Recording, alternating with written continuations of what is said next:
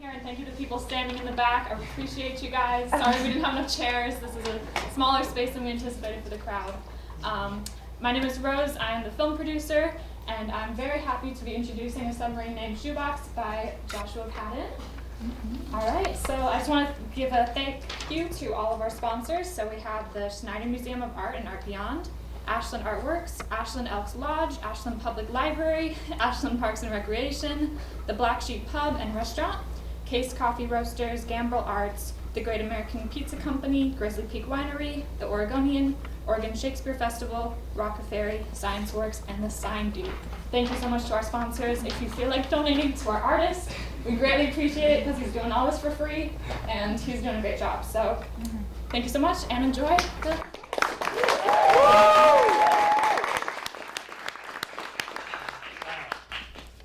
Thank you all for being here. Thank you so much. My name is Josh Patton. I am the writer-director of the Submarine named Shoebox. It means a lot that we have such a crowd here. I think it's very fitting for this show, the two-person voyage in a submarine. So I first want to give a thank you to the Oregon Fringe Festival for hosting such an event. These events that just allow students to have these passion projects to bring groups together. I want to thank the DMC for hosting this location. I was really grateful, getting my location, it's home turf. I feel comfortable here. I know, how it works in this new lighting grid, and I want to thank Riley and River, who were going to attack there. And my friends in the back wings who are going to be recording this for me, for this whole show. I'm going to be taking this and editing it together and making a recorded version and posting, and especially to share to people who aren't able to make it.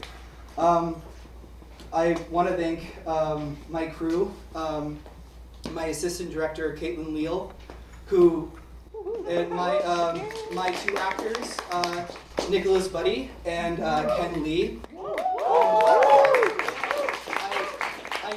I wrote this play in an intro to playwriting class, and I met these actors in an intro to acting class. I'm a film major. This is my first time doing a theatrical show, writing and directing a play, and I knew I wanted to go to these people who I have such a close connection with.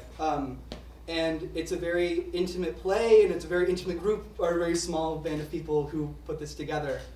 I am so proud of all of them, and I came to them right away saying, this is my first time doing this, so please open your arms, and they were very willing to open their arms to my just first time doing this, and of course I want to thank all of you for coming. Hopefully we a lot more people than I thought. I hope people were handed a fish. Can you raise your fish for me? Raise your fish. So these I wanted to put in the play a part of audience participation. So on the final scene of the show, it's a 10-scene play. The lights over there are going to flicker. They're going to do a flickering. And we're going to let it go because you're going to be in the scene for sure. You're going to be in the scene. We're going to really let it, let that be a way to raise your fish. I'll be here in the front row raising mine. And that is a very big part of the final scene of this audience participation. These fish have a big representation of community, and I think it's very fitting for Fringe, which we're all here as a community, to support each other. And that's the meaning of these fish. We're going to have a Q&A after. Other than that, I think we're ready to start the show. Thank you all for being here. I appreciate you all.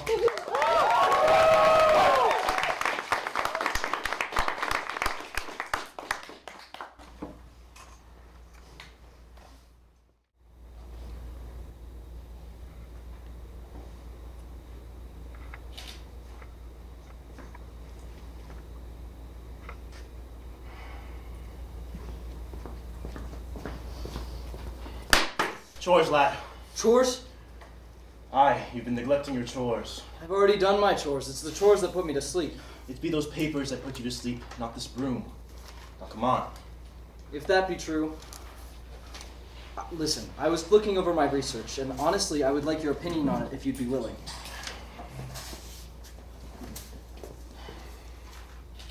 I've done my fair share of research, and no good it has brought me. You'd have better luck doing your chores than burying your nose in someone else's works. If that be true, then what did scrubbing the rivets off the hull teach me yesterday? I don't know. You were the one to scrub. Why don't you enlighten me with what it taught to you? That my research is more important, and if you'd excuse me, I'd like to get back to it. I've spent years with my nose buried in words like those. I can spare you now, Arthur. They aren't going to lead you to what you are looking for. They have no clue what goes on out there. Is that true for your own? Because I've read your words, your journals, Explorer Edward Hughes' guide for the soft-belly guppy. You had spark in your words, in your search. Did you read of its findings? There were none. But that doesn't have to be the outcome of this expedition if we work together. No. I am to captain the Shoebox, but at no point did I agree with the university to be a mentor. Right. Because you're a recluse, and this is your metal fortress of solitude. If you believe the words that they say, then that is what I am. But I'm not to put any stock in them, right? What about the words of your own? What do you have to say about those? That you can still lose when nothing is found. You and I, Arthur, are the pair of shoes that have stepped into this shoebox. The only certainty we have in our leagues below. Now this shoebox is my home, and you will do your parts in return for its passage. All right. It appears we're on the same page. But understand me on this. I'm sorry you've lost your spirit for the search, but I still have mine. I will find this creature. And part of me still hopes you'll join.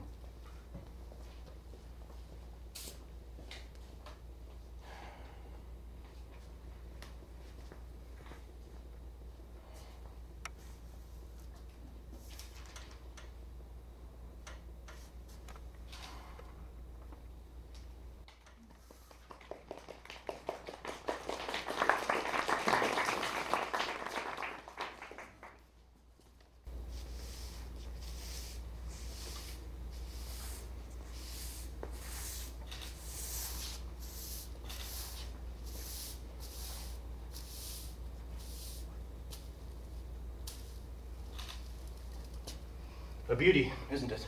Yes. It's better than the pictures in the books. Oh, I'll get back to sleeping. No, lad, it's all right. Come on back if you'd like. How have you grown tired of this? They're magnificent creatures. My eyes are like my stomach. After too much, I've had my fill of fish. But still, the view from the glass must be breathtaking. 8 feet across, is it? Aye. But I don't spend much time at the controls. The shoebox navigates itself to a point of depth. Where do you spend your time then, if not at the helm? Mind yourself not with that business. It'd be best.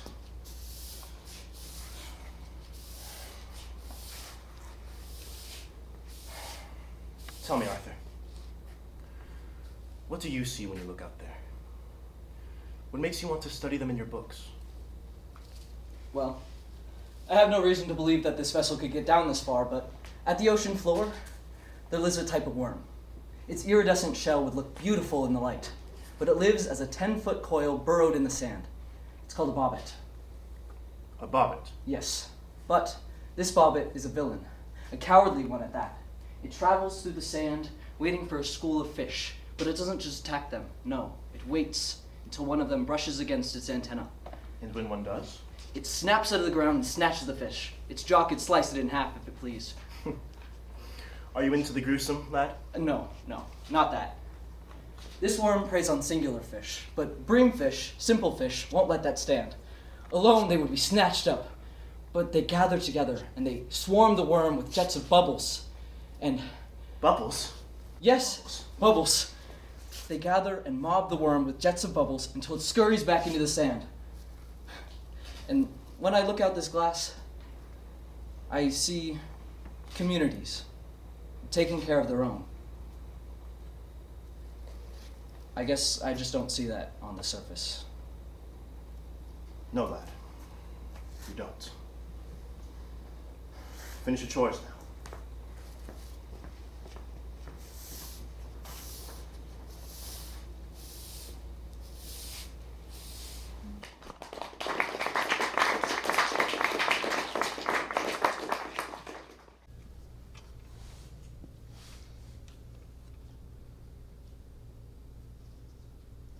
Edward! Captain! But where are you? Edward! Why are you yelling? I've done the calculations. By marking our distance traveled at the pace we're going, we'll be at the creature's location by tonight. A momentous night for you it may be. Follow me to the controls. I need to take over navigations. Oh, I need my notebook. I'll meet you there.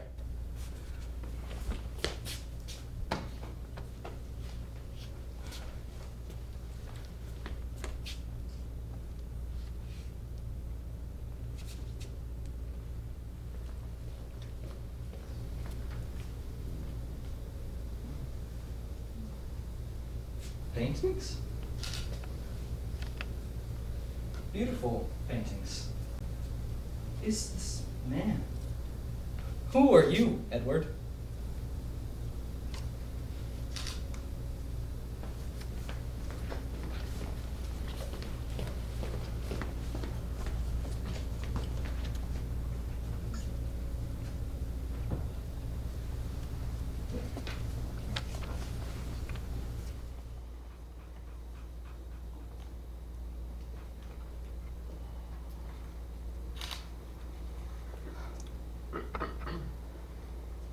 Wow.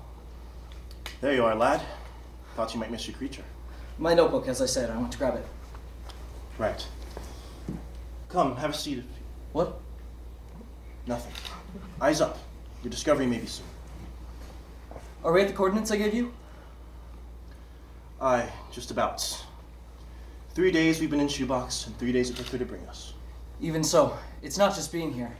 The creature could be anywhere around us. It may take a while to find. Agreed. That I was curious to ask you, is this creature a welcoming sort? I'd expect it not to be. It's probably hiding, observing us before it lets us see it. Well, until that time be, let us cruise around. See what we can find.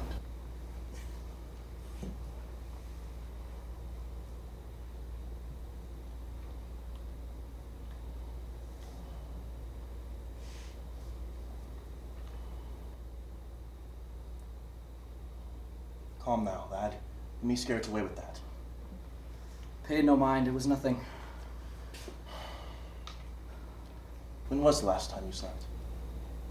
Not since the broom, but it doesn't matter. Then no matter it has. But I still think it'd be those papers that put you to sleep. I could give you a real go with the broom, put you to sleep if you'd like. Don't tempt me. We may not see the moon, but we feel its pull, rocking us to bed. Edward, please. Don't bring that seafarer's notion around here. And none we shall have. Unless, tell me, with which foot did you first step into the shoebox? Think!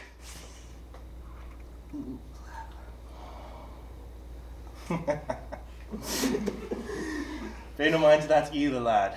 The superstition from your books is all. None here.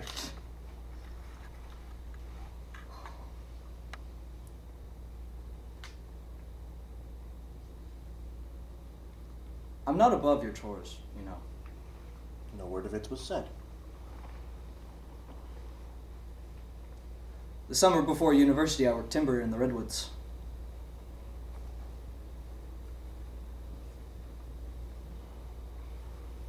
The woods were this quiet. Besides the thump of axe chopping into trunk and the grunts of men's breaths.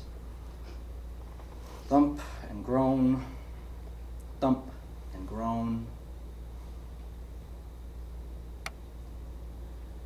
Axe and breath. That was how we spoke to each other, as I felt I had no words to say to them.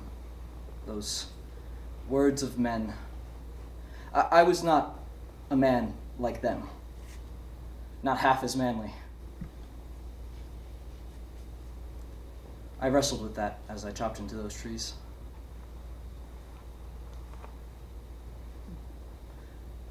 That was until Clyde joined. With him, I felt at ease. I felt company. But too soon that summer ended, and I traded those trees for bricks and my axe for books. Despite what I traded, the feeling still lingers. The feeling that I left Clyde alone.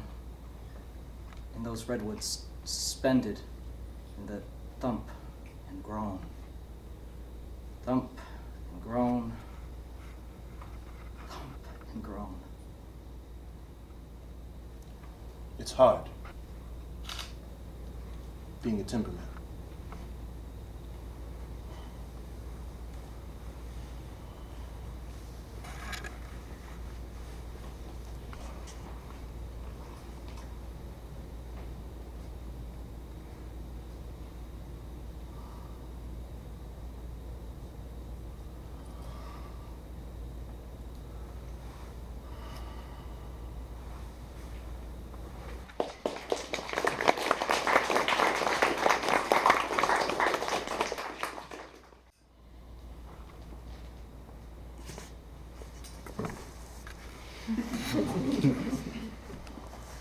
I fell asleep.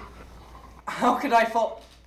You fell asleep. How could you fall asleep? You were at the controls. We could have crashed and never woken up again. Shoebox didn't let that happen. It doesn't want to sink as much as you or I. You trusted enough not to stay awake? You could have at least woken me up. I admit, I was asleep before I realized. You're right. I was asleep too. I apologize. I do too, lad. We missed it, didn't we? If it was even there, perhaps we did. Please, Edward, don't speak that naysay. Tell me that this voyage has brought back some of that spark in you at least. It's not the fish that did it, but I admit I feel that something has. Well then, I'm sorry that we must end this way. To return to the university as slumbering fools.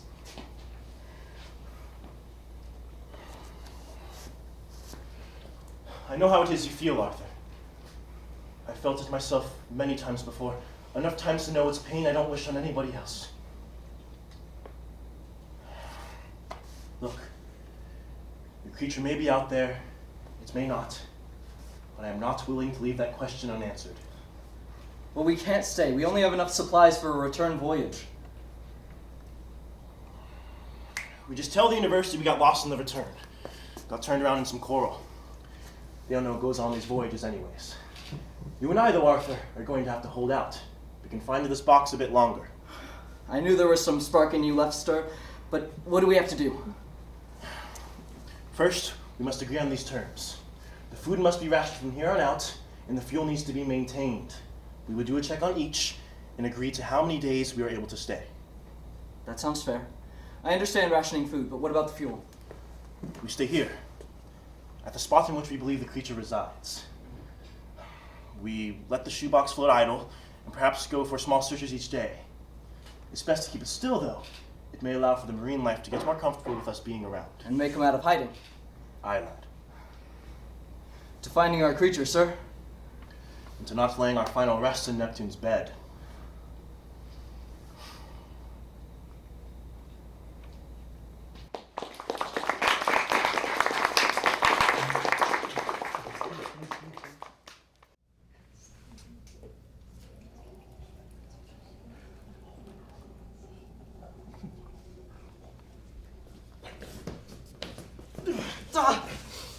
The beans be mine, boy. You guys deserve beans in your time. It do you good to lay off them. Now you lost what I was willing to share.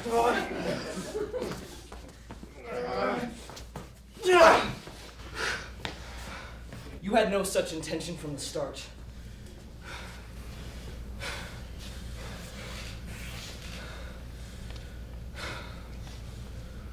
How many days have we been in this box? 7? Just 5.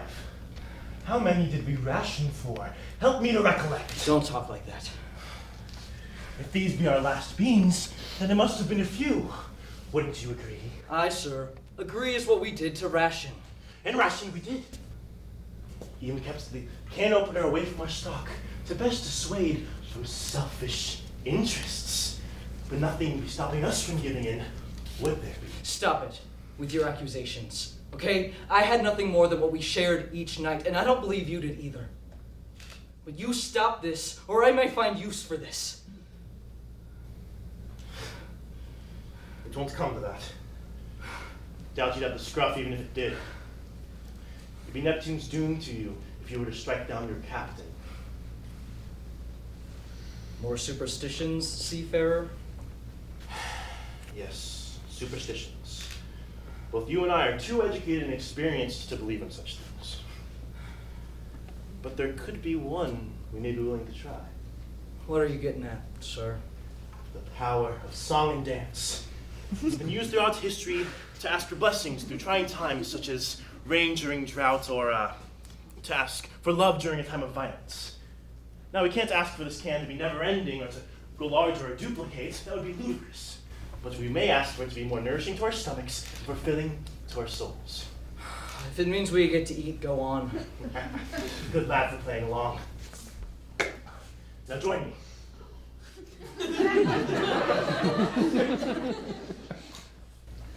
We are to dance a circle around this can and sing a song.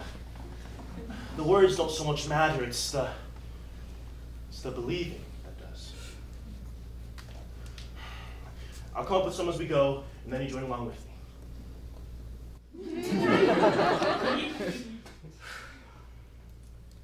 Beans, beans, legume of dreams, fill us up beyond our means. Now join that. Beans, beans, legume of dreams, fill us up beyond our means. Beans, beans, legume of dreams, fill us up beyond our means. Beans, beans, legume of dreams, fill us up beyond our means. Can we eat the damn beans now? Not yet. I have something to find first.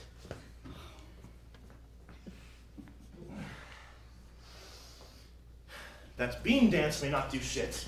But these are certainly able to suppress our appetites. Come, lad, for being such a good sport as you were. It was in my papers not to partake. Enough with the papers. We've already gone against them.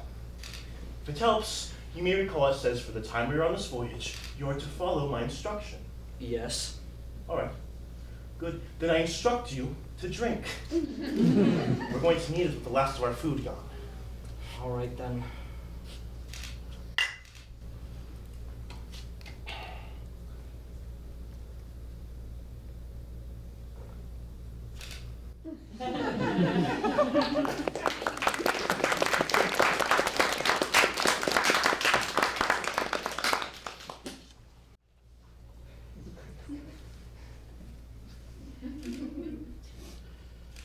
On me way,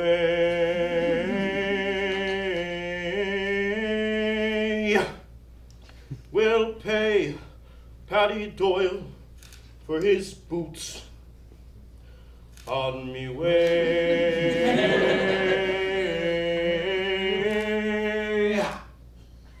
we'll all drink whiskey and gin. On me way,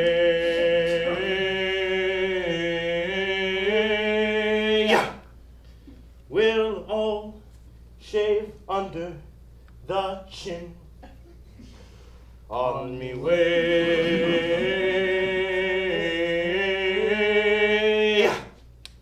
we'll pay Paddy Doyle for his boots.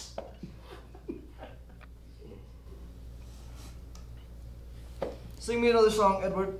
I want another song. No, lad, I feel I'm out of song. The day that be true is the day the wind stops blowing. Now come on your feet. In You a- can't give me this liquor and then fall asleep on me. In a bit, Arthur. It doesn't make me as lively as it used to. It must ignite something in you. You're not that much older than I am. True, but at times it's made me feel much older than I am. All right, rest a minute. But soon you'll join me on your feet. I feel the spirits are making my body want to sway. Oh.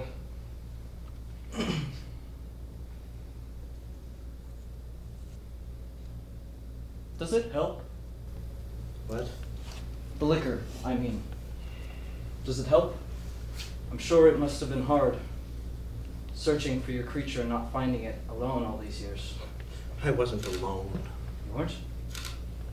You never mentioned any crew on your voyages. Who were you with? My voyages aren't much to talk about. Does it hurt?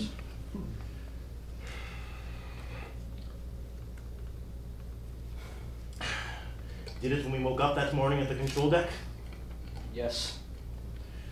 We put our stock of happiness into things we have no control over. Yes, but at least we still search for it. Even you have to agree that it's better to have faith in finding happiness than have none and sit still. But then our backs begin to ache and our legs begin to tire. Hell, they may get blown out from under you. What then, lad? You crawl.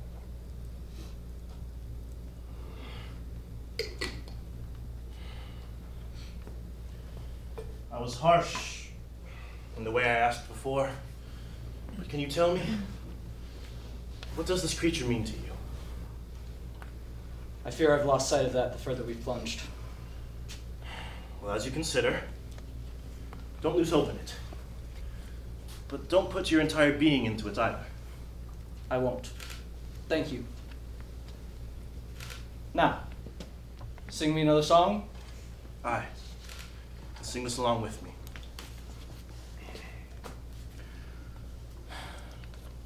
We'll be all right. If the wind was in our sails, we'll be all right. If the wind was in our sails, we'll be all right. If the wind was in our sails, and we'll hang them all behind. And we'll row the old chariot along, and we'll row the old chariot along, and we'll row the old chariot along, and we'll hang them all behind. And we'll row the old chariot along, and we'll row the old chariot along, and we'll row the old chariot along, and we'll hang them all behind. And we'll row the old chariot along, and we'll row the old chariot along, and we'll row the old chariot along, and we'll hang them all behind.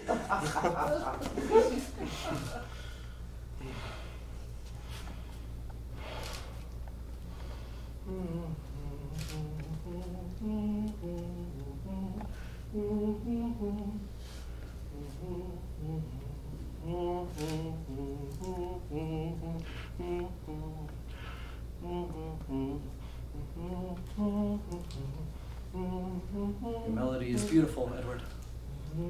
Beautiful, like your paintings. Paintings? Speak you nothing of paintings. I'm sorry, Edward, for looking, but he's gorgeous. I feel I know you. A passionate boy who forgets the face of his own father. Of decent men. Cursed to find no heart that beats the same as his own.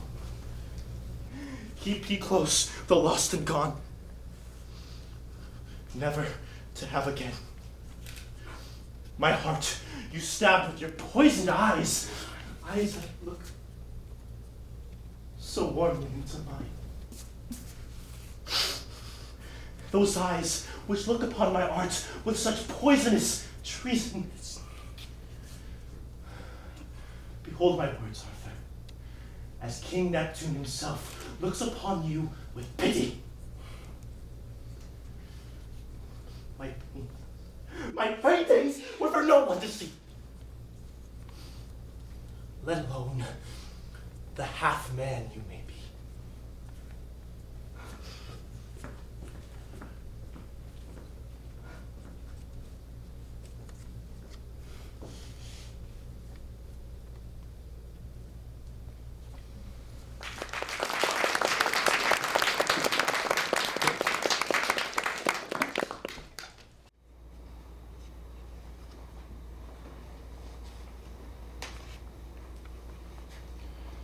Alone, graying dog as I, finding a quiet darkness to lie, until turn it is to die.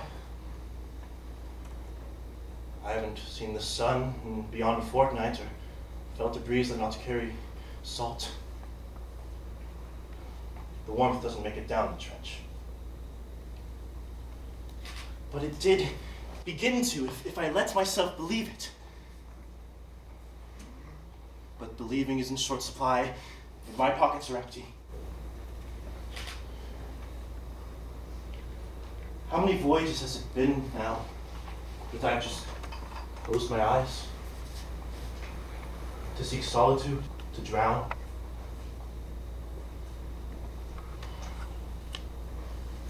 But not anymore, not this time. This voyage feels warm. I haven't felt that since you sat beside me holding my hand as we made our plunge. We were a pair in this shoebox. But then I became a lone left shoe.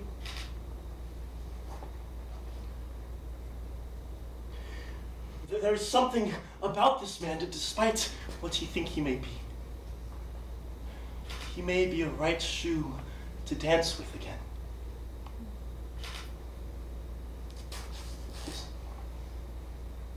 Is that all right? I feel I have something worth searching for again.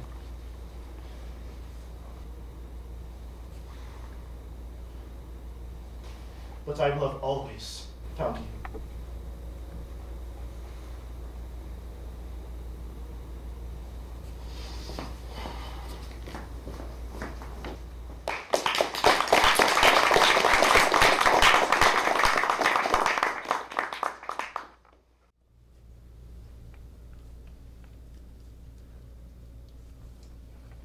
Arthur, where are you? Can we talk?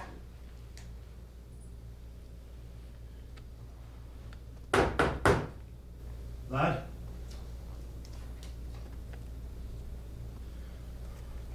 I wanted to.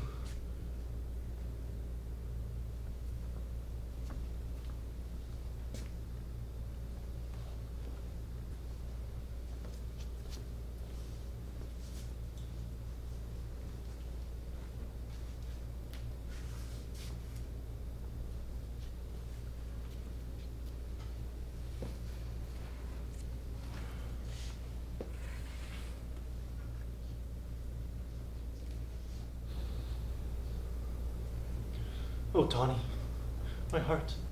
I wish not to lose this man too.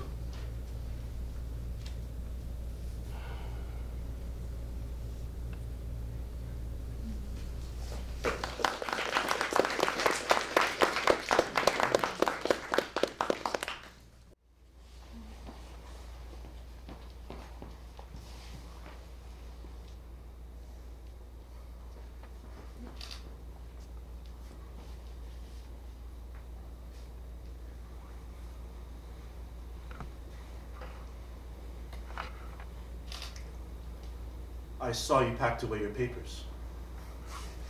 I didn't see them as important anymore. I'm sorry to hear that.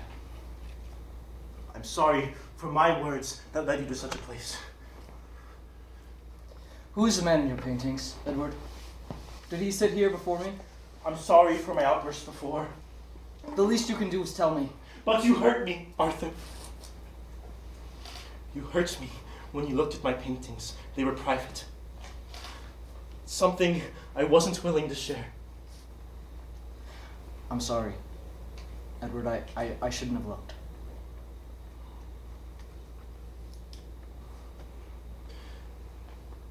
You said to me while we danced that you think you know who I am. Is that true? Well, I believe I do. At least I'd like to. It's hard to trust other men. I wasn't sure if you were like... Like one of those timbermen in the redwoods. Yes. But you're not. You're like Clyde. And you were like Donnie. Tell me about him. He sat with me, where you sit now. He was the heart of this shoebox. My co-captain. My partner. Where is he? On our third day, you told me about the bobbit worm. Do you remember? Yes, and the breamfish, but... I began to resent it. Our passion project. Donnie kept a warm smile. After another failed search for the guppy, he took me to a pub. Told me I needed to get out of the shoebox. I figured we'd just go to the bar, but Instead, he grabbed my arm and pulled me right past it. He led me to this hatch that went underground into this place that was filled with dance. All men dancing with each other. We joined. That's beautiful, Edward. He was. Hours had passed without us knowing, but we began to feel dog-tired. We left to find a place to stay for the night. He was braver than I. He took my hand into his, and we walked, and it felt like magic.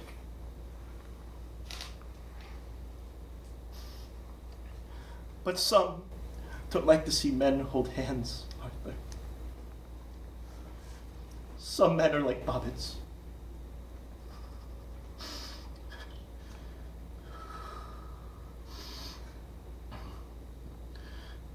The way I see it, this world is split into 3 layers. The surface brings me harm, but it is also beautiful. But I fear the sun no longer rises up for me. I can't live amongst the stars, so I made my home in the ocean. With my memories. You painted them beautifully, Edward.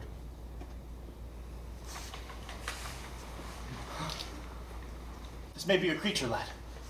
Wait a minute. Are those breamfish?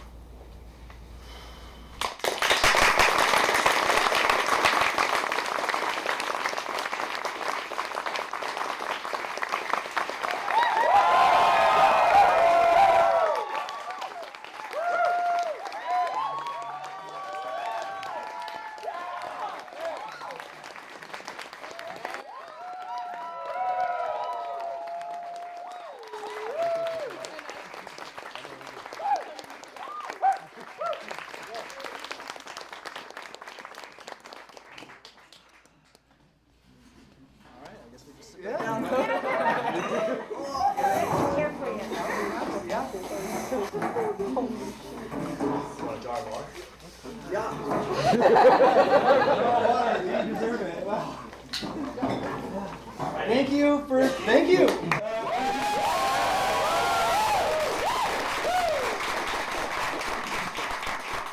was the voyage of the Shoebox. Yeah, we are open to questions from the audience, Q&A, or just talk about the show. Jamie. Was Arthur's name given to him because Aquaman? Oh yes, please. I'm so glad you came out. Yes, thank you for coming out. Not Aquaman. Arthur's been a name that I always kind of put as character names. I just really love the name itself. Edward came from Our Flag Means Death. So it's just names that I kind of like hold on to as well. So I just love Arthur. I think Arthur Morgan. Yeah. So I think that's hard too. Oh yeah, thank you, Kaitlyn. This is Riley Carter, and this is River.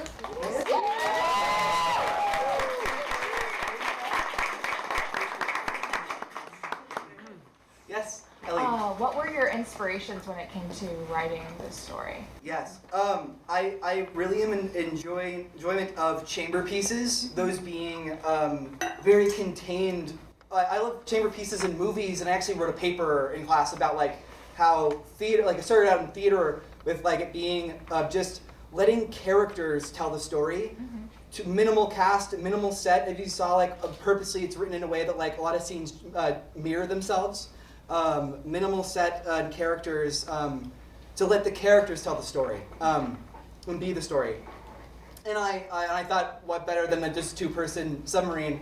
In terms of movies, the movie The Lighthouse was a big I could tell, inspiration yeah. for this, and kind of building off of that. And there's even lines that are kind of taken from that. The like, help me to recollect. Like that's taken from like when they're a little kooky and stir crazy in there. And I knew I needed to have some sea shanties in here. You can't have like a story like this without sea shanties. And you sang them beautifully.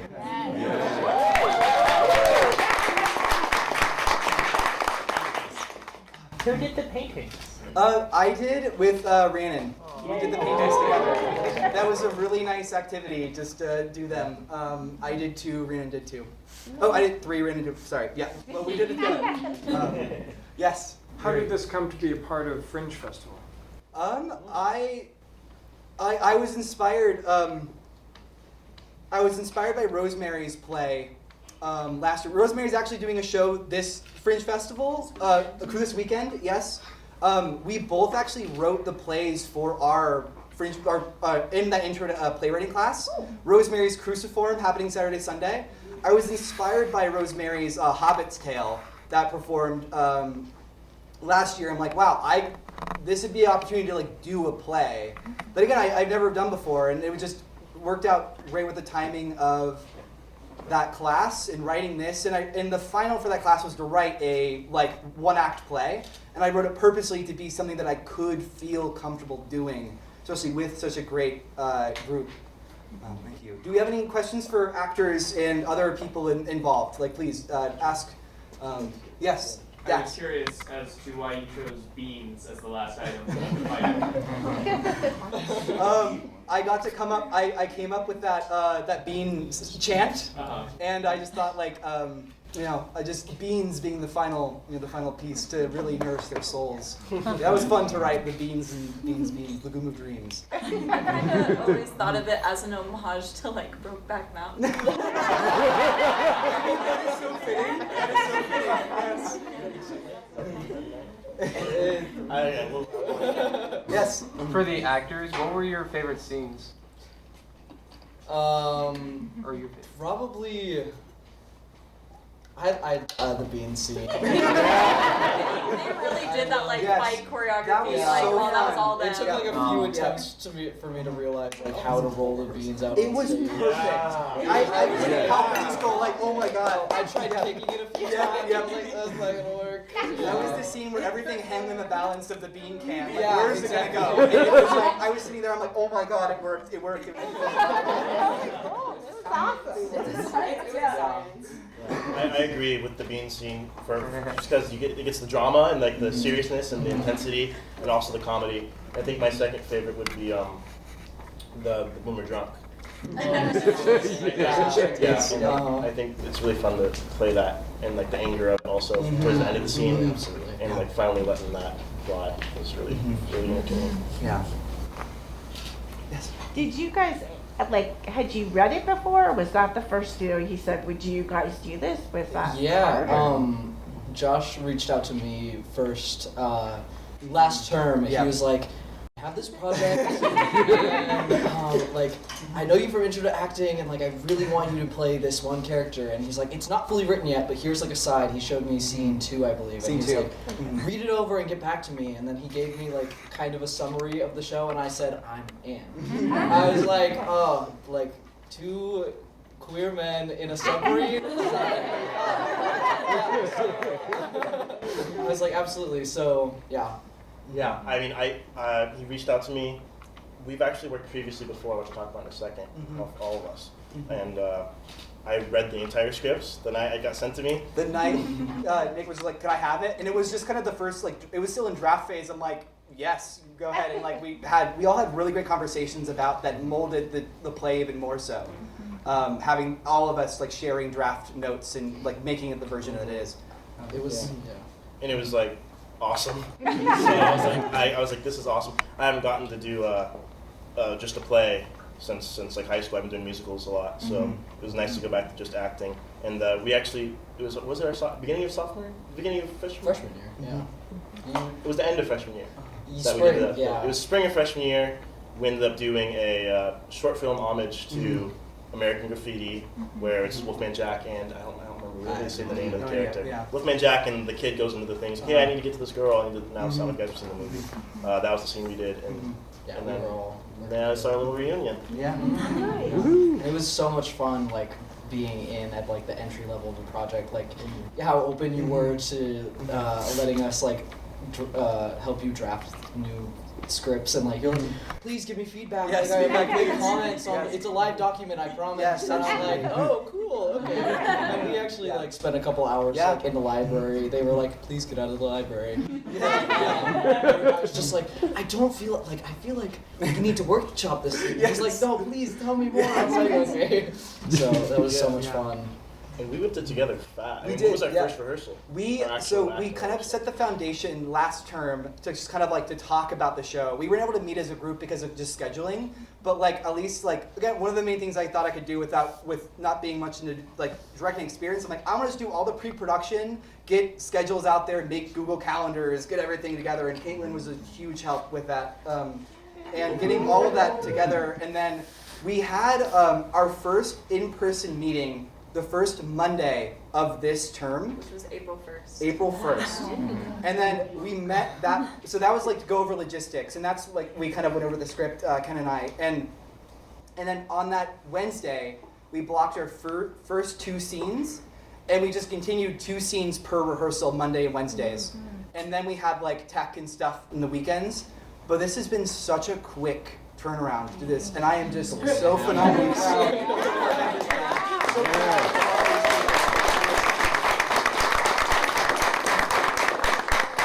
Yes. What was the biggest challenge in production? Oh. Wiley, please. So I did all the lighting for this show. They should have installed the lights, if anything. This grid as well. is brand spanking new. Brand new. Brand new, a few weeks old. We literally got the lighting for the show set last night. Yeah! Wow.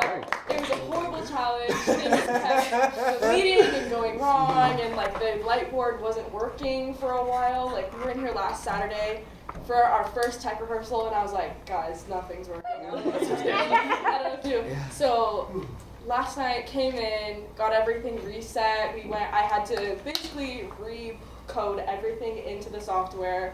Had to set all the cues. There's I think 26 lighting cues in this show.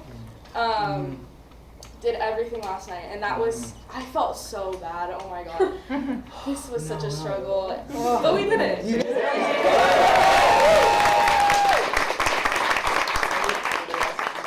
Well, was there any scenes that were Yeah. I already talked about the beans. Challenging. Honestly, memorization of the lines, because it is like, I don't know if it's the right term, but like a period piece, because it's like It's early roughly 1900s. Contemporary, but back in the past. Submarine that has autopilot, but don't think about it. Don't think about it. It's good. They say captain and sir. Aye, lad. And legume. It's, because especially on such a short schedule, your brain wants to fill it in with what you would, right? Which is like very modern speech, but trying to keep that out as much as possible was a challenge, I think, for me. Yeah. And also how to pace that, because it's not typical order of words, right? So you have to choosing what to emphasize and all that. But I think also there's like so much silence in some of the scenes. Oh, and I love it though. It's so fun, but I was just like, I think they want me to talk now. Got him on the edge of it. Yes. Yes. What was it like for you actors to be so close? Yep. I was worried about that. We were like, let's bring the stool back for the like bean dance. We're like, I ran to them in the very before we started. I'm like, move just the mason jars behind the stool. Don't get the jars. But Through the whole rehearsal process, I was just worried about you guys like getting up in people's business. Honestly, for me, the only part that worried me was the little dancing in front. But I've done quite a few productions, like small student-led type productions that are in close quarters. Last year, I did a show that was supposed to be on a plane. Yeah. So it was about the same closeness. I was literally, oh my god, yeah. No, we were, and my character literally like flopped and like passed out in front of the audience, so I was like laying on the floor right at people's feet.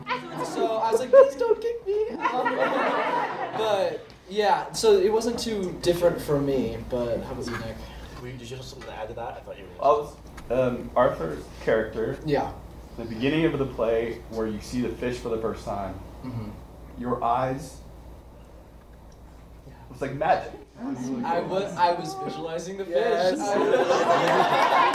I kind of started like when I first started picturing the fish. You guys know the like children's book with like the iridescent looking fish. That's exactly what was going. I was like, oh, it's that rainbow fish. I think I had a note for Ken in like the first rehearsal where I was like, "You're in a trance." Yes. And I knew in the very beginning I wanted to have those scenes in the control deck where it actually was great where these lines in the floor are where it's like it is very cramped. I wanted that to be like as if just staring out in the audience. 'Cause again, it's the community of fish that they're looking for, which is in a way more important than that creature that they were searching for in the beginning. What they found was the community, was all of you who held the fish, and I wanted that moment of like just having them right up close. To be there. And when we were blocking it, when we were doing these scenes here, where they're like, we kind of just all came up with the idea of like, they're on a road trip, and they're like road trip talk, and like filling in the silence, and there's like, that's when they kind of feel like they can open up to each other and see how it is and test the waters. And like when they fall asleep, there's like the, Nick's the dad, he's like, I'm not gonna fall asleep driving the wheel. I think for me it was trying not to look at somebody. I'm trying to find a spot. It's like, well, look at you guys. Thank you. I think I looked at you a couple times. I was like, so yeah, that was hard. And just like the pressure of like, just all of a sudden there's like a lot of like, y'all filled it up. Oh my God, so. you did. Wow. Oh, there's a question back Yes, there. question back there. Ariel. Did you have a creature that you were imagining as the one that you were searching for? No. Yeah, definitely not. It was the friends. Exactly. The friends you made along the way. No, because I think I remember like literally 2 days ago. I was like, wait, actually, Josh, what are they looking for? That's a character choice. I thought of writing things in. I'm like, it's unnecessary words or like to describe it. I'm like, it's not that important because it's what they found in the journey, their relationship with each other. This finding people you feel close with, that you can be who you are around. And they found each other. Both of them had found people like that in the past. Clyde with Arthur and Donnie with Edward. These two men, they felt they could be themselves. And circumstances led to them being away from them or them being taken away. And now they've found this relationship with each other, this closeness. It was actually originally written that they were going to kiss at the very end. Actually, like that was how it was written. But after we talked about it, we just kind of, especially working shopping it, it was like, I said, yes. I don't think they should kiss. Yeah, Nick as well. Yeah, Nick said that before, and I agree. Like it becomes more open if they don't. If it's just more about male friendship, or just friendship in general. Of like they just get to be close with each other. Who knows what happens down the line with the submarine, or even if the submarine makes it back to the surface.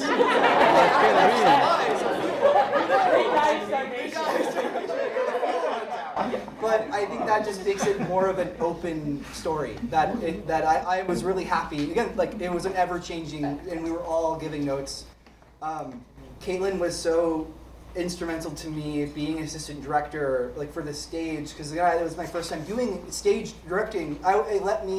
Kaitlyn was like, the blocking you saw was all a group thing, but like mostly it was natural from Ken and Nick, and then Kaitlyn's advice of like when they should move around the stage, which is something I do for me, and it allowed me to focus more on the characters in those moments and breaking through those beats of dialogue and those mean things, and so the free-form movement is very much all of them, and just seeing it go through was like during rehearsal I was like Kaitlyn was like stoic at the table writing things down. I was pacing back and forth, kind of like a madman, just like. I even had to say in like the second rehearsal, I'm like, is this okay that I'm like doing this? Is this like weird for you guys? But like actually, you're I did taking the same thing. You're taking our stress and Yes. Yeah. Questions. Oh, okay. Do you have more in the works? Yes. I can give a really quick. There's this a play. I actually wrote it for one of Vaughn's screenwriting classes. I adapted it into like a kind of. It's another chamber piece, kind of into a play script as well. I'm thinking of making it another one of these like really like one act plays. The play is called Snowbound. It is about a waitress in her 40s, 50s who is at this diner up in this like snow-capped like very like kind of hunting town, very conservative town, and she's a closeted woman, and she lives in this town. She's lived there her whole life, and there's this other woman that when they grew up together, and they had this connection with each other, both being like open to each other, but that woman. Stevie, she left to go pursue, like, get out of this town, but Deborah is the waitress. She stayed because she wasn't brave enough to go, and there's still this hope that if I stay, she'll come back. And it's the story of Deborah and the chef Chet. They're close with each other. They are the only like relationship they closest they can have amongst these conservative people that they just have to kind of stay. Feel that open with in the community. So that's kind of another kind of story. These are kind of the main themes that I work with in my pieces. So that's well, a good. Hopefully we see it next year. Yeah. Oh, that's actually good to have It's always good to have a later date, so it keeps you accountable. And actually, that's actually a really good idea. Wow. Dax. I was going to say that. At what point did the submarine get its name of Shoebox? Shoebox. It's very clear themes represented most of the play. Yeah, I just thought it was silly, but in a good way. And it being a contained piece of like they're both the shoes. That's the pair of shoes. I just thought it had a good ring to it, and it was like when I first said it, people were kind of like, huh, like Shoebox, like And I think I liked that reaction because it's like not like you would really think about. And I think it's very intimate. This having.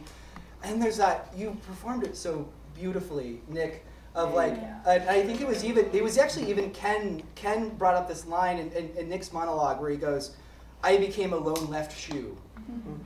That was Ken's note to add that line in there. I was a little bit of a humor. There was actually written that like, it was gonna be both of them having monologues where it's like, they're both gonna be in the center stage. And the idea of like they're having like a conversation, like talking one after another, but not like in the same like room because there's like two rooms. But we were going over the script, all of Arthur's lines. I'm like, this is just stuff I hated hearing it out loud because it was stuff that was like already stated or if it's like unnecessary to hear again. And Ken was just like, let's just be Edward's monologue. Let it all just be Edward. Just cut my line. Yeah. I did ask you, is that okay? And you're like, yeah, please. Yes. So that became just Edward's monologue, and that idea of like Ken's idea of like I became a lone left shoe, but this man might be someone I can dance with again, can be close with again in this shoebox. That became his solitude. Can I ask a question? Yeah, of course. Yeah. Oh yeah, of course. That's actually wonderful. Thank you. That's a question for the audience. What did you get out of it? What was your message for yourself? It could be different for everybody, but I was wondering if anyone had anything that they felt about it. I really like the line that stuck with me when you were describing like hope and like searching for hope, and you were like, well, what if you like all your limbs get cut off, and then he's like, well, then you crawl. That line really stuck with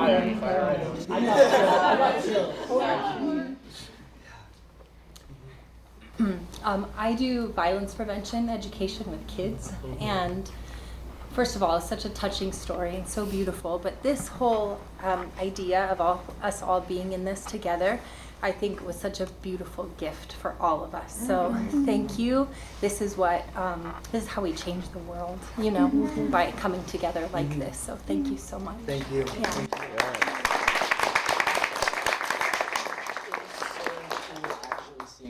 Oh my god. Oh my god, yeah. I can like look at these people now. This is great. I'm like, yeah. do it. Before we were like,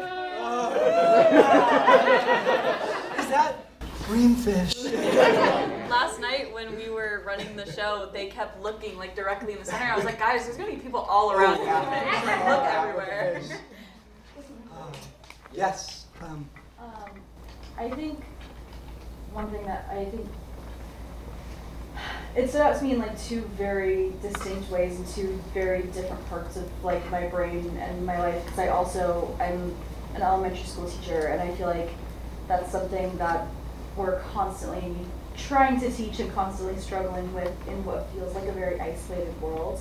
Is like, you know, guys, there's community all around us. Like we've got to work together to make this happen.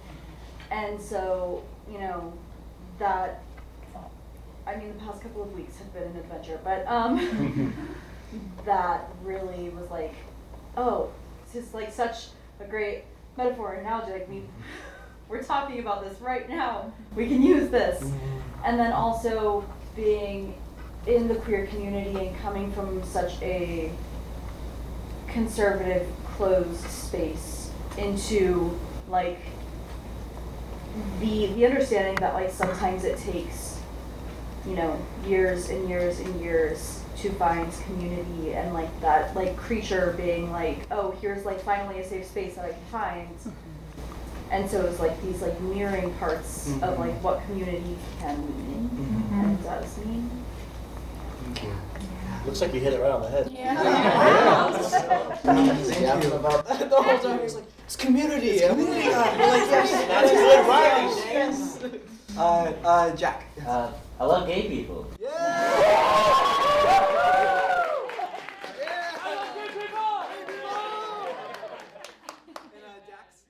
Completely not in any of the same ballpark. I thought it was a really good examination of like the indomitable human spirit of being like, we failed and we can risk everything to not fail, to just try and succeed, even if we die at the bottom of the ocean. In my head, in Neptune's Bay. They're dead. They die in each other's arms, the oxygen runs out, it's all fine.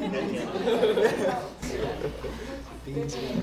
Yes. I like the part where it was like, this thing may not exist, but just trying to find it means something. I really like that. Yeah. And the spark. Yeah. Looking for the spark. Yeah. Keep too going. often we can go out. I was really touched by the idea of like, you found somebody that you felt like understood you, and you found that connection before, and then you lost it, but then, and feeling like you're never gonna find it again. But then, like, life just happens sometimes, and you do find that connection again. It's really beautiful. And you hold on to those people, of Yes. course. You always hold on to them. Even when you find new people, you're still with them. Yes. Yeah.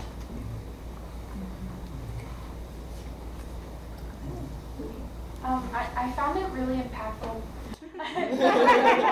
Like, even though they were in like a confined space, they were in a submarine, like under the ocean, it never felt claustrophobic. Like it always felt just like intimate. And I never, like, it never felt like the characters were trapped in this situation. It was just they were like exploring each other and the wall.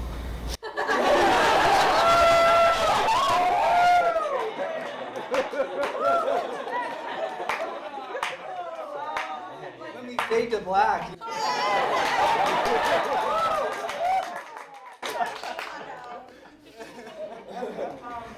I felt like it was very. Thank you. Yes. Yes. Thank you. Cody. Yeah.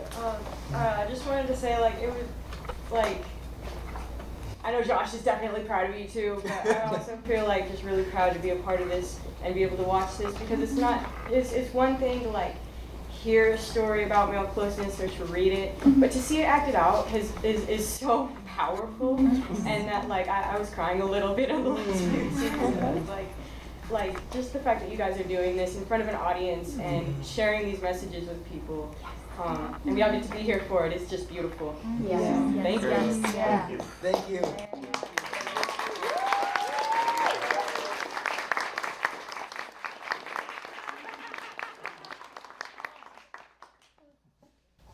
All right. Did we do it? Yeah, we did it.